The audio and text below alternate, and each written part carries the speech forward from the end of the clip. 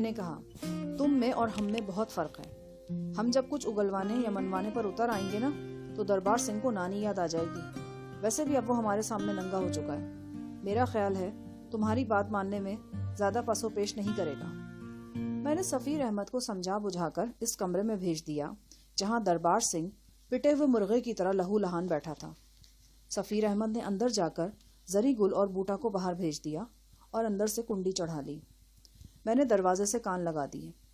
چندی لمحے بعد اندر سے دربار سنگھ کے گرجنے برسنے کی آوازیں آنے لگیں. یہ سب تمہاری سازش ہے. تم ملے ہوئے ان لوگوں سے. اگر تم جانتے تھے کہ یہ ڈی ایس پی گرودت نہیں ہے تو پھر مجھے کیوں دھوکہ دیا؟ میرا وشواس کرو دربارے، تمہاری طرح میں بھی بے خبر تھا. مجھ سے بھی دھوکہ ہوا ہے. لیکن اب ہمارے لیے یہی بہتر ہے کہ جو کچھ ہوا اسے بھول جائیں. اب ہمارے اور استاد جہانی کے درمیان کوئی پردہ نہیں رہا. ہم ایک دوسرے کو اچھی طرح سمجھ گئے ہیں. خاص طور پر میں نے استاد کو بہت قریب سے دیکھ لیا ہے. وہ جو کچھ بھی ہے لیکن قول کا پکا ہے، اور اس کے ساتھ ہی اس کے حکم کے خلاف ایک قدم بھی نہیں چل سکتے. صاف سیدھی بات کرو، تم کیا کہنا چاہ رہے ہو؟ یہی کہ ہمیں استاد جہانی کے ساتھ مل کر کام کرنا چاہیے. فرید کوٹ میں اس وقت جتنے بھی لوگ ٹرک کے پیچھے لگے ہوئے ہیں ان میں استاد جہانی کی کامیابی کے امکانات سب سے روشن ہیں.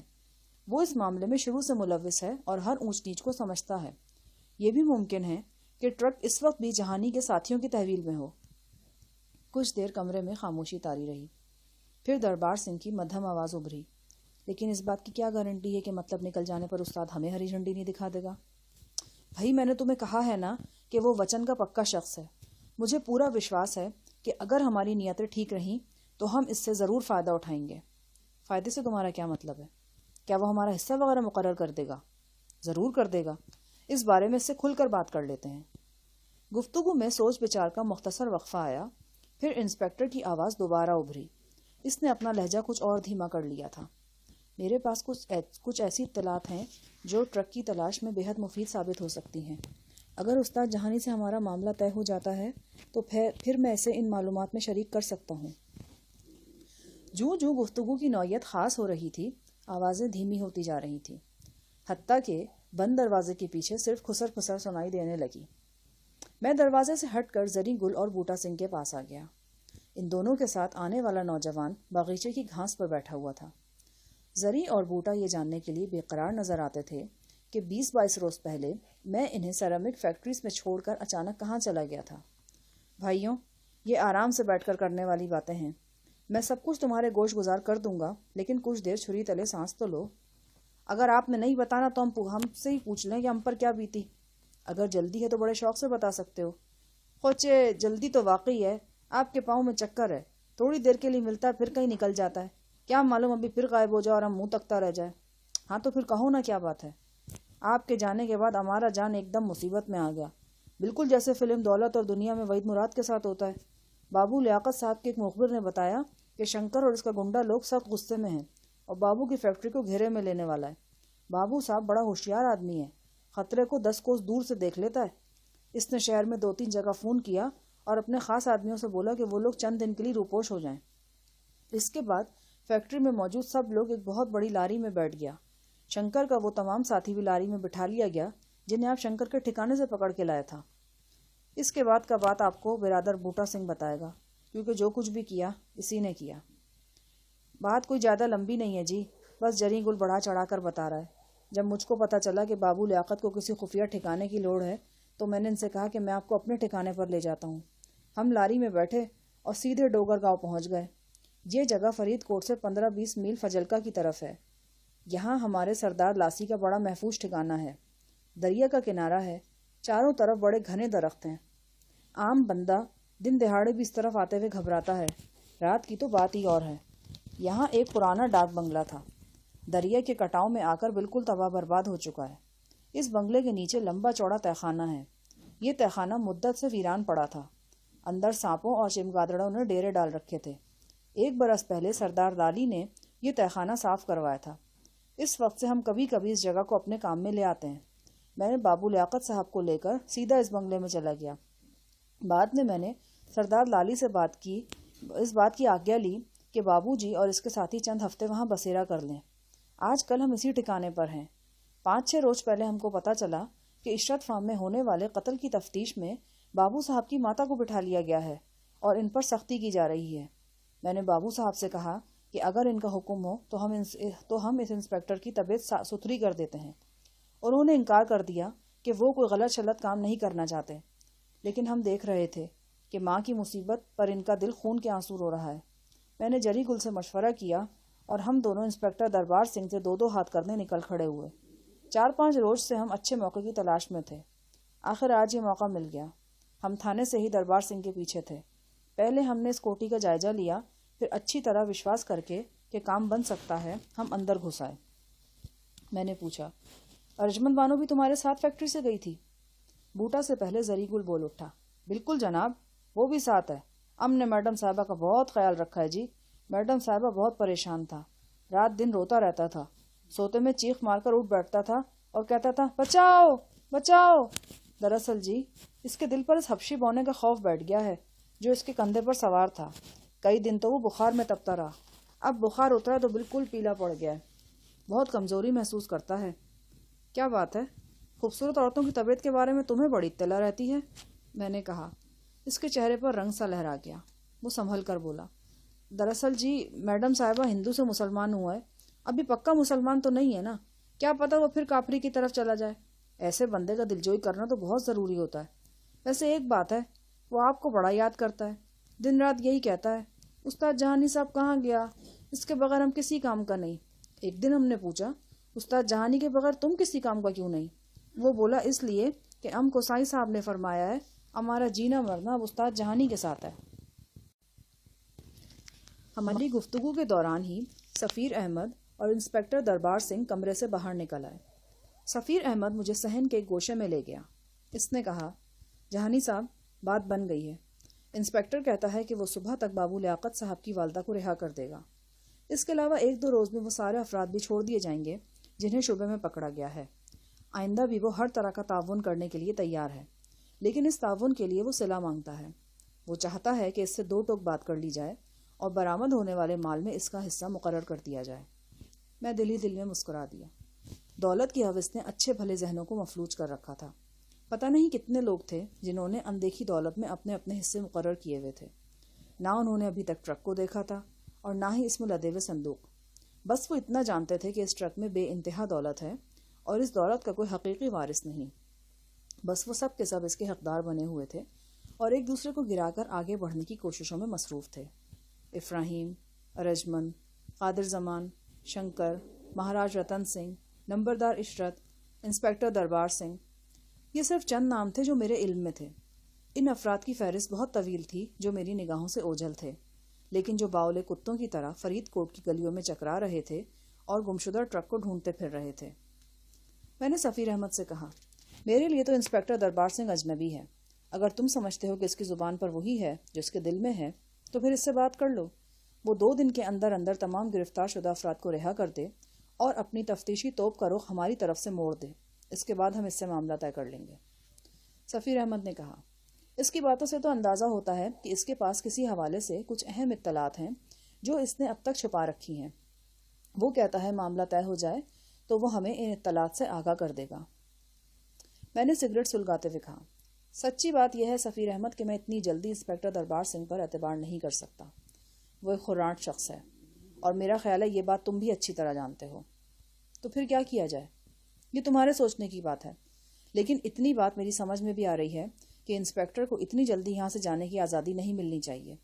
اگر اس کی نیت میں کوئی فطور ہے تو وہ 1-8 گھنٹے کے اندر اندر واپس آ کر ہمیں اس کوٹھی میں گھیر لے گا۔ ہمارے ساتھ سائی علی اور عورتیں بھی ہیں، تنا نہیں ہے ہم کہ پولیس کے نرغے سے نکل بھاگیں گے۔ سفیر احمد نے کہا، کیوں نہ ایک بار تم بھی اس سے بات کر کے دیکھ لو؟ اس میں کوئی برائی تو نہیں ہے، لیکن اس سے میں بات کروں گا کیا؟ وہی باتیں جو میں اور تم کرتے رہے ہیں، اصل مقصد تو اس کے تاثرات دیکھنا ہے۔ میں سفیر احمد کے ساتھ ہو لیا۔ انسپیکٹر دربار کوٹھی کے ٹی وی لاؤنج میں ایک صوفے پر ٹانگیں پھیلائے بیٹھا تھا اور بیئر کی چسکیاں لے رہا تھا۔ اس کا حلیہ پہلے سے بہتر نظر آتا تھا۔ اس نے ٹھنڈے پانی سے منہ ہاتھ دھویا تھا اور ہونٹوں سے بہنے والے خون کو کسی طور روکنے میں کامیاب رہا تھا۔ اس کی ایک آنکھ سوج کر گہری نیلی ہو گئی تھی۔ اس ورم زدہ آنکھ کے سبب اس کی صورت پر کچھ اور خباثہ جھلکنے لگی تھی۔ میں نے 10-15 منٹ اس سے گفتگو کی۔ بظاہر تو یہی محسوس ہو رہا تھا کہ وہ اپنی پیشکش میں مخلص ہے۔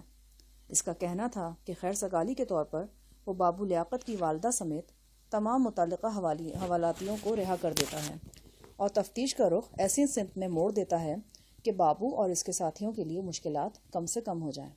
اس کے بعد معاملہ طے کر لیا جائے گا اور ٹرک کی تلاش کا کام مل کر کیا جائے گا۔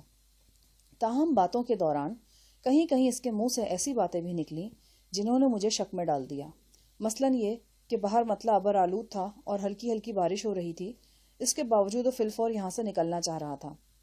پھر اس نے بوٹا سنگھ اور زری گل کے بارے میں ٹو لی اور یہ پوچھا کہ اس کوٹھی میں میرا کوئی اور ساتھی تو موجود نہیں۔ وہ بات سے بات نکالنے کا فن جانتا تھا اور اپنے مخاطب کو بڑے غیر محسوس طریقے سے الجھا لیتا تھا۔ بارش بتدریج شدت اختیار کر رہی تھی۔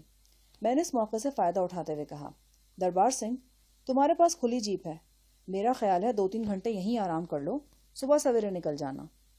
اس نے پسو پیش سے کام لیا، لیکن جب محسوس کیا کہ میں اسے صبح تک کے لیے یہاں روکنا چاہ رہا ہوں اور اگر اس نے اصرار کیا تو میں شک میں پڑ جاؤں گا، تو وہ نیم رضامند ہو گیا۔ ٹھیک ہے جہانی صاحب، جیسے آپ کی مرضی۔ ہم تو وشواس کرنے والے اور وشواس دینے والے لوگ ہیں، ایک بار جس کے ساتھ چل پڑے سو چل پڑے، راستہ کتنا بھی کٹھن ہو پھر پیچھے نہیں ہٹتے ہم۔ پیچھے ہٹنے والا تو میں بھی نہیں ہوں، باقی بندے کی پہچان تو وقت پڑنے پر ہوتی ہے، پہلے تو خالی خولی باتیں ہی ہوتی ہیں، میں نے جواب دیا۔ بارش اب تیز ہو گئی تھی۔ جوں جوں بارش تیز ہو رہی تھی، دربار سنگھ کے پینے کی رفتار بھی بڑھ رہی تھی، لیکن وہ کم نشے والی بیئر پی رہا تھا، لہٰذا آنکھوں میں ہلکی سرخی کے سوا خمار کے کوئی آثار نہیں تھے۔ وہ بولا، جہانی صاحب، ویسے آپ کی گرل فرینڈ واقعی بڑی سندر ہے، بالکل کھوئے ملائی والی قلفی ہے، لگتا ہے تمہیں کچھ زیادہ ہی اچھی لگ گئی ہے۔ میرے لہجے نے دربار سنگھ کی حوصلہ افزائی کی۔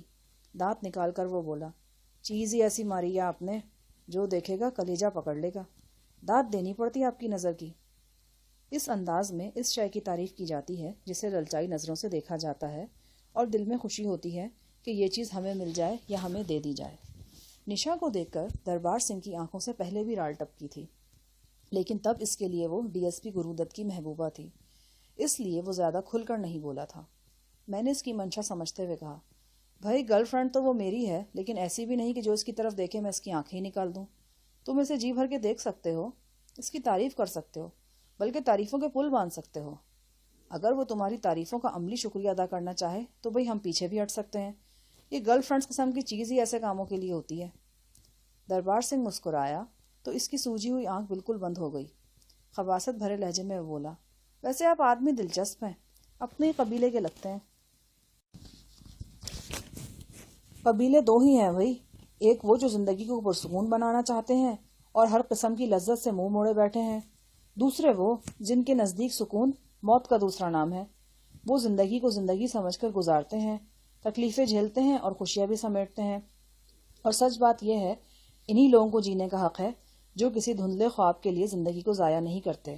میں نے فلسفہ بھگارا، ارے باپ رے، آپ تو جوکیوں اور سادگو جیسی باتیں کرتے ہیں، مجھے تو ڈر لگ رہا ہے کہ کہیں آپ کا روپ بھی یہ بہروپ نہ نکلے۔ کیا مطلب؟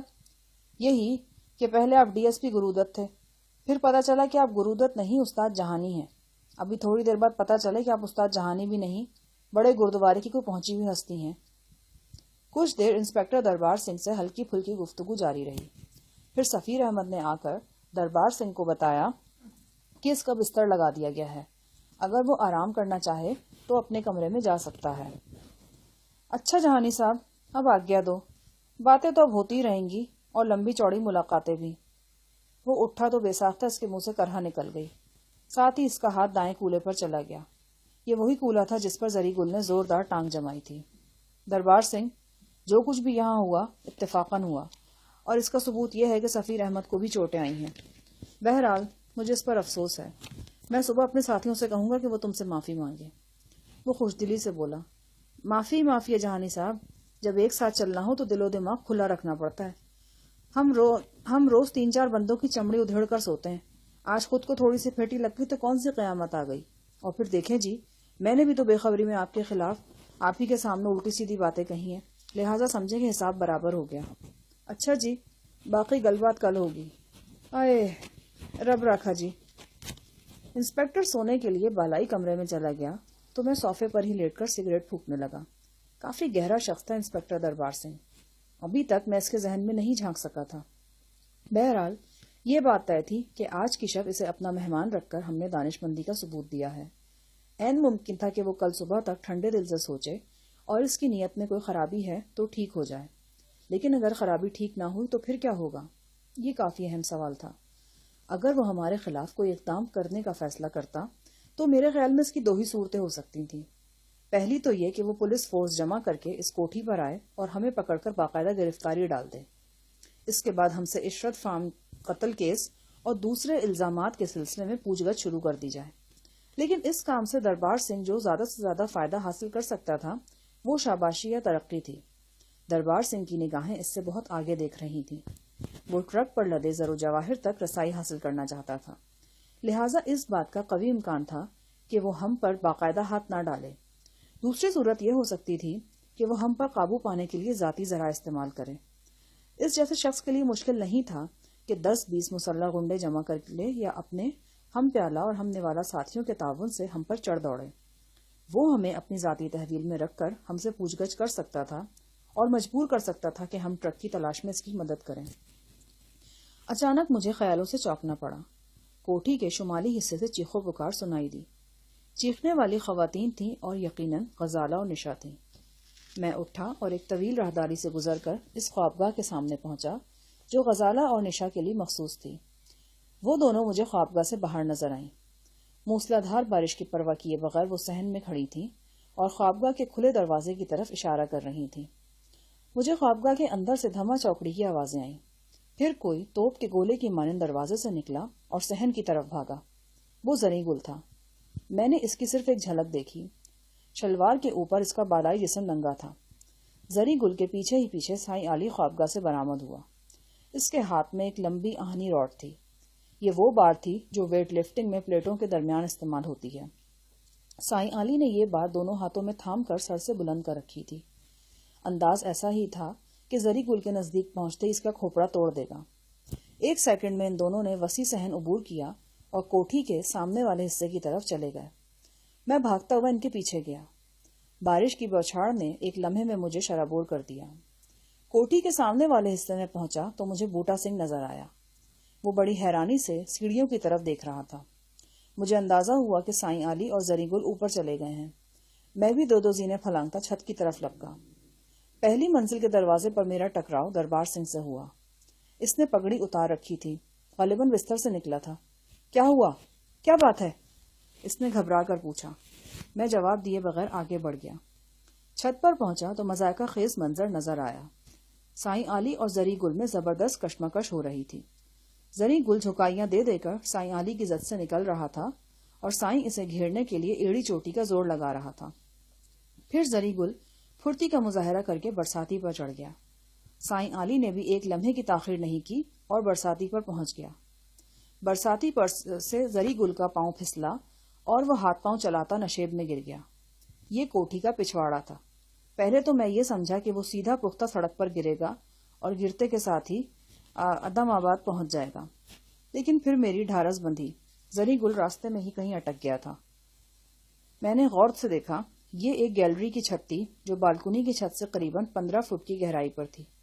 چھت پر گرتے ہی زری گل اٹھا اور لنگڑاتا ہوا میری نگاہ سے اوجھل ہو گیا۔ سائیں علی کا ہیجان ایک دم ختم ہو گیا۔